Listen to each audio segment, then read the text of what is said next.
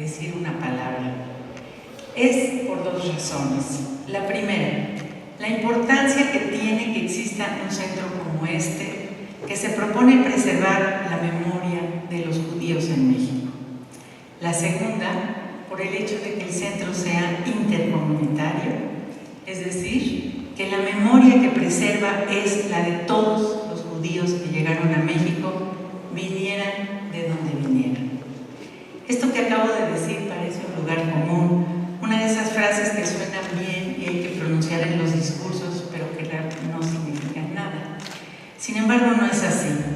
Estoy verdaderamente convencida de que es muy importante ambas cosas, preservar la memoria y hacerlo en un centro intercomunitario. Y de eso les quiero hablar, les quiero decir por qué pienso así. Empiezo por la importancia de guardar la memoria. A este territorio que antes se llamaba Nueva España y después México, llegaron dos tipos de judíos. Los conversos que cruzaron a este lado de la mar Oceana, como se decía entonces, a pesar de que estaba prohibido ir a América después de la expulsión de España en el siglo XVI. Y también los que a fines del siglo XIX, pero sobre todo ya en el XX, llegaron provenientes del Imperio Ruso y el Imperio Otomano, de Europa del Este y los Balcanes, del Medio Oriente y el norte de África, y posteriormente de la ex Unión Soviética y algunos países de América Latina.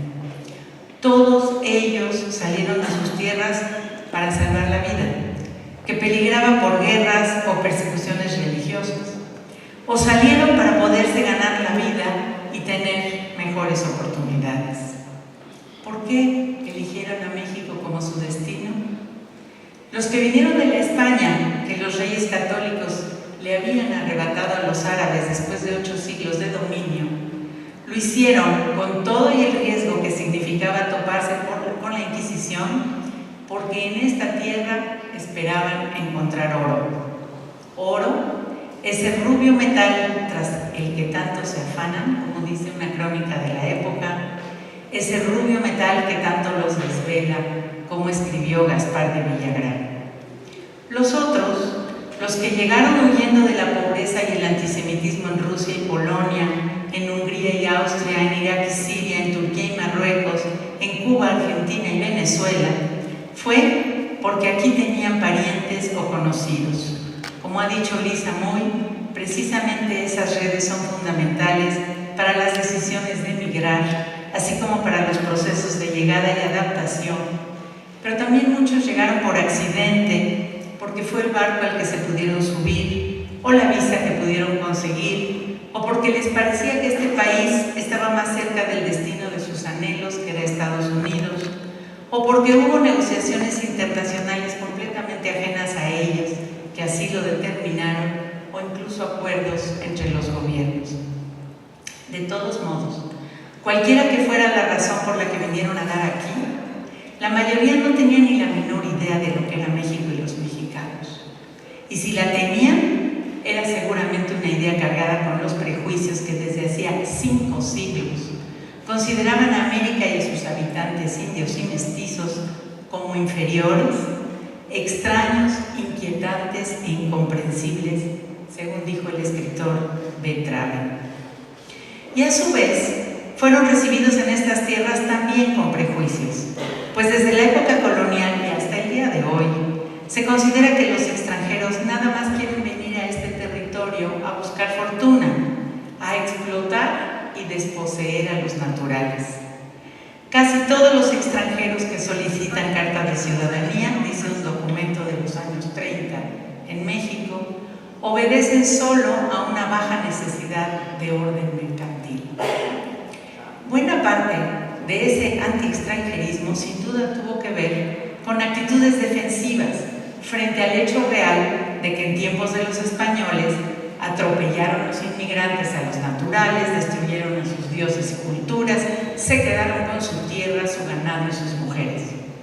Pero en las épocas más recientes, en realidad tuvo que ver con las distintas características físicas y costumbres, idiomas, todo eso que ya nos han dicho los estudiosos que no gusta, porque porque lo ajeno, lo otro, lo diferente, nos da miedo y nos desagrada. En el caso específico de los judíos, esto además se sumó a que, siendo México un país católico, existía la idea de que los judíos eran el demonio, los asesinos de Jesús. Y a ello se sumaban otros prejuicios que los consideraban, según documentos de las épocas de la migración fuerte, egoístas y con características psicológicas y morales que los hacían terribles y perniciosos.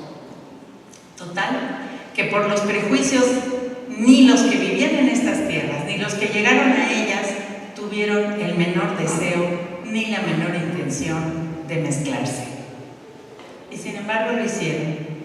A pesar de todas las dificultades, a pesar de que todo parecía conspirar en su contra, los recién llegados se quedaron en México y, como escribió Delia Salazar, tuvieron que adaptarse, tuvieron que hacer la casa, como decía el inmigrante guatemalteco Tito Monterroso.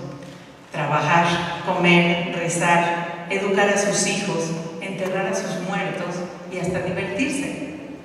Entonces se las arreglaron para poder cumplir con sus preceptos de religión y sus costumbres, pero también para pasear por los jardines, viajar en los tranvías, ir de compras al mercado, amistarse con las mujeres y hombres que vivían en la misma vecindad y con las que despachaban en las tiendas y con los que proporcionaban los servicios, y hasta aprendieron a bailar danzón y a romper piñatas. Y a partir de allí y desde entonces, como dice el Génesis, tuvieron hijos y sus hijos crecieron y se casaron y tuvieron hijos y nietos, que somos los judíos mexicanos de hoy, para quienes México se volvió su patria, nuestra patria. Y enos aquí hoy a nosotros, segunda, tercera, cuarta generación, que ya somos mexicanos, pero que también seguimos siendo lo que ellos quisieron que fuéramos, es decir, judíos. Esta es la historia que guarda el Cedijún, la historia de la inmigración y del establecimiento de los judíos en México, una memoria colectiva de nuestra existencia como judíos y como mexicanos. Pero no nada más. El Cedijún también guarda las memorias individuales, las que aterrizan en seres humanos concretos esa memoria colectiva. Son las historias de las personas que abandonaron su casa sin la menor idea de lo que les esperaba, sabiendo solamente que no había retorno posible y que llegaron a un país en el que nada les era familiar, en el que todo les resultaba ajeno. ¿Qué conducta debe seguirse en estas tierras desconocidas entre los desconocidos? ¿Qué se hace en este lugar si uno se enferma? ¿Cómo se encuentra un médico y cómo se le confía? ¿Llegarán las cartas de la casa a esta extraña dirección? ¿Cómo se hace para cumplir con nuestras obligaciones religiosas, para casar a nuestras hijas, para enterrar a nuestros muertos? ¿De qué manera se pide el pan? ¿Dónde venden las papas? ¿Cuánto vale esta extraña moneda que se llama peso? ¿Se podrá conseguir buen té por aquí? ¿Existe siquiera el té por aquí? ¿A qué saben estas frutas? ¿Qué son esos enormes recipientes de color tierra en los que la gente guarda el agua? ¿Por qué el azúcar de acá es más dulce que el azúcar de la casa? No puedo ni imaginar las dudas, los temores, las dificultades que pasaron los inmigrantes. No puedo ni imaginar el esfuerzo que significó para nuestros abuelos salir de sus lugares y llegar a este nuevo lugar. Pero es gracias a las entrevistas que se conservan en este centro que conocemos esos recuerdos y que nos damos cuenta de que quienes llegaron a México, aunque fueran todos judíos, eran muy distintos unos de otros, aun si eran personas que venían del mismo lugar. Porque cada ser humano recuerda de manera diferente su país de origen, su llegada al nuevo país, su adaptación. Cada persona tiene modos distintos de imaginar y desear el futuro del país al que llegó y de entender y vivir su judaísmo. Los judíos que llegaron a México venían de muy distintos países y culturas, no hablaban el mismo idioma, no tenían los mismos ritos religiosos, ni las mismas costumbres, ni las mismas comidas, no tenían las mismas memorias, ni la misma historia. Por eso se juntaron con quienes comían como ellos, rezaban como ellos y añoraban como ellos, creando cada grupo su propia comunidad con las instituciones que les parecieron adecuadas a sus necesidades: escuelas, templos, panteones, sitios para socializar, en un doble proceso donde había un esfuerzo por integrarse al medio mexicano y al mismo tiempo por separarse de los otros judíos. Cosa muy extraña, pero así fue. Unos y otros no se mezclaron. Lo que resultó fue que había mayor separación de los propios judíos entre sí que de los judíos con el medio mexicano.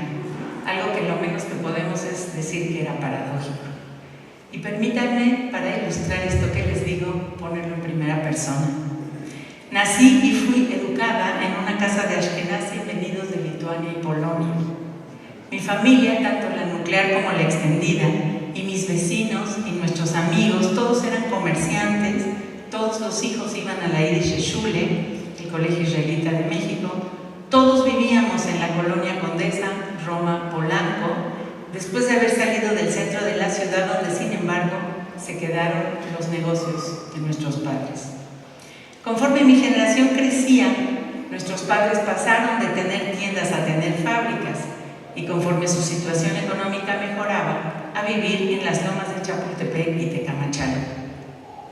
Los hijos varones estaban destinados a heredar el negocio del padre, aunque poco a poco varios empezaron a ir a la universidad para ser médicos, dentistas o contadores públicos. Las hijas mujeres estaban destinadas a casarse, aunque si querían estudiar podían hacerlo para maestras de escuelas judías en el seminario, y más adelante algunas empezaron a prepararse como psicólogas. Mi padre se enorgullecía de pertenecer a una comunidad que aseguraba que los niños tuvieran escuela, un centro deportivo, templos para cumplir con un judaísmo bastante light que nada más conservaba las tradiciones pero sin ortodoxia, un panteón para ser enterrado como judíos y un servicio social para apoyar a quienes no tenían recursos, fueran personas enfermas o novias sin dote. En ese mundo crecí y jamás imaginé que pudiera existir ni otro modelo de vivir ni otro modo de ser judío. Muchos años después, me enteré con sorpresa que había otro tipo de escuelas, una en la que solo enseñaban hebreo y no yiddish, que lo consideraban algo que se había quedado atrás en la historia, otra muy religiosa en la que se rezaba todos los días y que había incluso quienes de plano no iban a escuelas judías. Me enteré también que había otros templos con ritos diferentes, melodías distintas, otro tipo de comidas, que no todos los judíos eran como mi familia, que había quienes se divorciaban y que hasta existía la pobreza y la violencia doméstica. Y seguramente ese tipo de sorpresas le ocurrieron también a quienes venían de otras comunidades, los turcos, los shamis, los halevis. Ellos también deben haber pensado en su casa que su modo de rezar, de festejar Pesaj o Rosh Hashanah, de vivir la vida familiar, era el único modo de ser judío. Porque no nos mezclábamos, porque cada quien tenía su comunidad, su templo, su escuela y su panteón. Cada quien sus memorias y sus costumbres, su idioma de casa, sus vivencias y recuerdos muy diferentes. Y es que quienes se exilian, quienes se van de su casa, aunque hayan salido huyendo por persecuciones o guerras, curiosamente tienen nostalgia de lo que fue suyo, lo extrañan y quisieran reconstruirlo igual en su nuevo país. Por eso se juntan con quienes vivieron lo mismo y quieren volverlo a organizar en su nueva casa, sin que cambie nada. Los de Damasco con los de Damasco, los de Lituania con los de Lituania. Y así crecí porque así era entonces, y así crecieron todos en las otras comunidades. Aunque a decir verdad, creo que hasta hoy seguimos sin mezclarnos, aunque ya no es tan rígida la separación en comunidades, y ya lo he visto, me consta en mi propia familia, que una ashkenazi y una turca se pueden casar y no se acaba el mundo. Supongo que eso no pasó porque los judíos de Alepo quisieran ser muy cercanos a los judíos de Kiev, sino por otra razón. ¿Cuál sería esa razón? Para responder esa pregunta voy a seguir el clásico método judío de darle una vuelta enorme a las cosas. Circula por ahí un video, ¿no es cierto?, en que el escritor israelí recientemente Amos Oz cuenta que cuando su abuelo quiso emigrar, porque ya no aguantaba el antisemitismo, pidió visa para Estados Unidos, pero no se la dieron. Más bien le dijeron que tenía que esperar 17 años. Empezó entonces a pedir visa como loco en otros países, incluida Alemania. Estamos en los años 30, cuando Hitler estaba, las leyes antijudías ya existían y Hitler a punto de llegar al poder. Pero en ningún lado le dieron la visa. Cualquier lugar, dice Amos Oz, por lo visto era mejor para mi abuelo que Israel. Israel era lo único que no se le ocurría, a pesar de que a lo largo de toda su vida había sido un apasionado sionista que daba dinero, que hacía sus rezos mirando al hotel. Pero lo que pasa es que el Señor quería vivir en un lugar cuya forma de vida y costumbres se parecieran a las que Él conocía. Siempre pensamos que lo nuestro es lo mejor. Y solo cuando ningún país le abrió las puertas, entonces no le quedó más remedio que irse a Israel. Lo mismo podemos decir de por qué en México empezaron a mezclarse las comunidades judías. No era que los judíos de Alepo quisieran juntarse con los de Kiev, dije, sino porque los judíos eran pocos y solo tenían dos opciones: o casaban a sus hijas con un goy o con un judío de otra comunidad, y evidentemente prefirieron lo segundo. Lo cual no significó que las comunidades se unieran, pero sí nos permitió perdonarnos la vida entre nosotros, dejar de hacer chistes malos sobre las otras comunidades con las que yo crecí, e incluso empezar a revolvernos en lugares como la WISO, la Organización de Mujeres, el Centro Deportivo Israelita, y crear instituciones intercomunitarias como el Comité Central, que representa a todas las comunidades frente a los de afuera, especialmente frente al gobierno, y ahora este centro del Sedijón.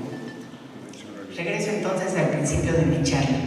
¿Por qué es importante preservar la memoria y por qué es importante hacerlo en un centro intercomunitario? Como ya dije, aunque las memorias son muy diferentes entre unos judíos y otros judíos, sin embargo, paradójicamente, hay una misma memoria colectiva sobre los judíos en México, y eso se debe a que, además de buscar el pan de cada día, la parnasá, y de organizarse comunitariamente, todos ellos, vinieran de donde vinieran, hicieron todo por no perderse, por no dejar de ser judíos. Y esto es lo más importante. Y si me permiten expresar mi opinión, también lo más impresionante, que además de sacar adelante la vida en un país desconocido, hicieran todo por conservarse como judíos, que no era fácil. Y por si todo eso no bastara, lo hicieron además con el ideal sionista, ese ideal que constituye nuestro mito histórico más persistente, nuestro sueño, nuestro deseo, la invocación eterna de Shana Abba de Yerushalayim, pero también la realidad de crear un Estado real y concreto para los judíos en la tierra de Israel. ¡Qué empresa, señores, señoras! Una tarea tan enorme y tan compleja que el Dalai Lama, cuando los chinos lo corrieron de Tibet, se puso a convocar a los rabinos para que le vinieran a decir qué se hace para conseguir 2000 años seguir siendo lo que uno es, una tarea que parece imposible. Y esa tarea, le contestaron los que fueron a su reunión, consiste en no olvidar. Y esa tarea es lo que hicieron nuestros abuelos: sastres, comerciantes, maestros, amas de casa, personas sencillas, comunes y corrientes que salieron de Siria y de Rusia y de Marruecos con nada en las manos. Y déjenme decirles esto: no estoy segura de que tengamos conciencia de lo muy excepcional que fue esto que hicieron. Lo he dicho y lo he escrito muchas veces. Cualquiera de los héroes que nos presentan como gigantes se queda chiquito junto a estos inmigrantes. Reyes, príncipes y guerreros no se pueden medir con esos sastres y comerciantes y maestros que se aventuraron a países desconocidos para empezar una nueva vida. Escritoras y amantes muy famosas no le llegan a los talones a mis abuelas, que pudieron organizar su casa y atender su familia y educar a sus hijos en el nuevo lugar al que llegaron, donde todo era ajeno, desconocido y hostil. Y, afortunadamente, déjenme que me echen trago de agua. La memoria de todo esto está aquí, resguardada en este centro que hoy se inaugura. Aquí están los documentos, las fotografías, las cartas, las entrevistas, los libros que dan fe de la impresionante y tremenda cosa que hicieron nuestros abuelos. Aquí está la memoria colectiva y están también las memorias individuales de esas personas que salieron de sus países para instalarse en otro país, crear ahí comunidad, conservar su judaísmo, nunca dejar de mirar a Israel como mito y convertirlo en la realidad de una medina, un estado. Pero además en esa memoria colectiva y en esas memorias individuales no estamos solamente en México, sino que también aprendemos lo que fue toda la historia del pueblo judío, porque están ahí las vidas de los otros tiempos, la nostalgia por sus costumbres, por sus olores, por sus sabores, por sus lugares, los dolores, las tristezas y los miedos, y siempre, por encima de todo eso, la necedad para transitar por la historia conservándose como judíos. Estas son las dos cosas que conforman el fundamento de nuestra existencia como pueblo. La nostalgia por lo que fue, sí, pero sobre todo la lucha para adaptarse a lo nuevo y salir adelante a pesar de todo, conservándose como judíos. Nosotros afortunadamente heredamos ambas. Yo siento mía la emoción de mi abuela cuando su novio llegaba a casa de su familia a pasar el Shabbat. Y siento mío su odio hacia los jóvenes que pasaban por la calle, insultando y jalándole las barbas al abuelo, sin que nadie hiciera nada por evitarlo. Todo esto se volvió mío como si yo lo hubiera vivido. Yo me enorgullezco cuando un judío gana el premio Nobel como si yo tuviera algo que ver. Y me avergüenzo cuando un judío comete fraude como si yo tuviera algo que ver. Es que todas esas memorias se vuelven de todos nosotros. Tanto que hasta tenemos recuerdos de cosas que no vivimos, pero que nuestros abuelos o padres sí vivieron y nos metieron en la cabeza. Se llama memoria implantada. Amos Oz en la misma conferencia cuenta que conoció en París a un palestino que soñaba con regresar a vivir al pueblo de sus abuelos, que ya desde 1948 era parte de Israel. Él no conocía el lugar, nunca había estado ahí, pero se lo imaginaba perfectamente tal como se lo había relatado su abuelo y soñaba con, comillas, volver para pasar ahí apacibles temporadas viendo las cabras como si nada hubiera cambiado y todo se mantuviera idéntico 70 años después. Yo me reí cuando escuché esta historia de Amos Oz, pero cuando mi esposo fue a Polonia, le dije, por favor, ve a visitar el pueblo de mi abuela. Se lo describí perfectamente, cómo era el puente, cómo era el molino. Por supuesto no lo pudo encontrar porque ya no existía. Para entonces, si algo quedaba era parte de la ciudad de Varsovia y ni rastro de aquella vida que ella me contó y yo hice mía, como si el tiempo no hubiera cambiado las cosas. Por eso, durante tantos siglos, los judíos españoles han guardado y heredado de generación en generación la llave de su casa, suponiendo que cuando regresen las va a estar esperando igual. La memoria nuestra es la memoria colectiva y, como ha escrito Martínez Assad, es una construcción que se alimenta de los hechos del pasado, pero que se nutre también con capas que se van superponiendo en el presente. Y digo yo, esas capas se conforman también con las historias que otros nos cuentan y con las historias que leemos. Yo he leído libros en los que las personas cuentan sucesos de su autobiografía que sabemos que no sucedieron en los países de los que vienen. Revuelven momentos históricos y situaciones de otras latitudes y de otras personas y se los ponen a su propia biografía. Yo misma he escrito libros que cuento memorias de la India, de Cuba, de un Eretz Israel que nunca conocí, que los leí o que los escuché en boca de otras personas. En mi novela La señora de los sueños aparecen pioneros y kibutznikim, que es lo que yo había aprendido en la escuela sobre lo que fueron los primeros que llegaron a la tierra prometida a fines del siglo XIX y cuyas aventuras fueron el sueño de la generación de mis padres que se transmitió a mi generación. ¿Cuál no sería mi sorpresa llegar a Israel y ver que había ciudades y tráficos y supermercados y albañiles y cargadores y dueños de puestos de verdura y burócratas y taxistas y vagabundos y desempleados terroristas y ladrones, y yo buscando a los personajes implantados en mi memoria, igual que el palestino del que hablamos todos, como si además nada hubiera cambiado en 50 años y como mis padres habían imaginado, ellos sin verlo tampoco, el ideal sionista. Y sin embargo, ¿saben qué? Nada de eso importa.